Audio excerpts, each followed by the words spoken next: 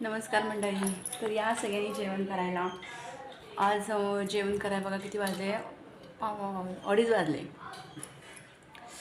तर तुम्हाला एवढं लेट जेवण. हे बघा, इकडं प्रणवी जेवायला बसले, इकडं संभव जेवायला बसला आहे.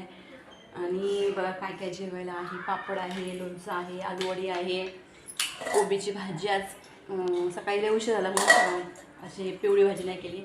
वरण केलं आहे म्हणून तिखट कोबीची भाजी केली. वरण केलं आहे कोबीचं, चपाती, भात. तर या तुम्ही पण सगळ्यांनी जेवण करायला.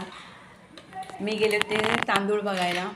म्हटलं आता आज एकदाच 2 बॅगा घेऊन ठेवाव्या तांदळाच्या, म्हणून तांदूळ बघायला गेले होते. माझी नणंद आणि मी.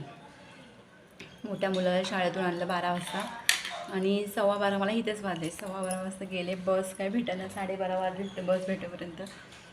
बस 6 सीटर भेटली. तिथून गेले तोपर्यंत माझी नणंद पुढे गेली होती तांदूळ बनवायला. तिने बघून ठेवलं होतं तांदूळ वगैरे.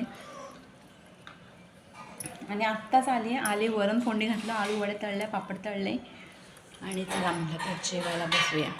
तर या तुम्ही पण सगळ्यांनी जेवण करायला. संध्याकाळी लाईव्ह घेईन, कारण की आज आता किती 4-5 दिवस झाले जागरण झालं आहे मला.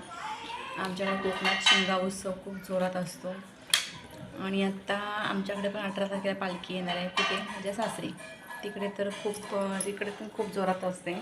आईच्या इकडे कमी हे असते, पण इकडे सासरी खूप जोरात असतं. तर चला सगळ्यांना बाय बाय. या सगळ्यांनी जेवण करायला.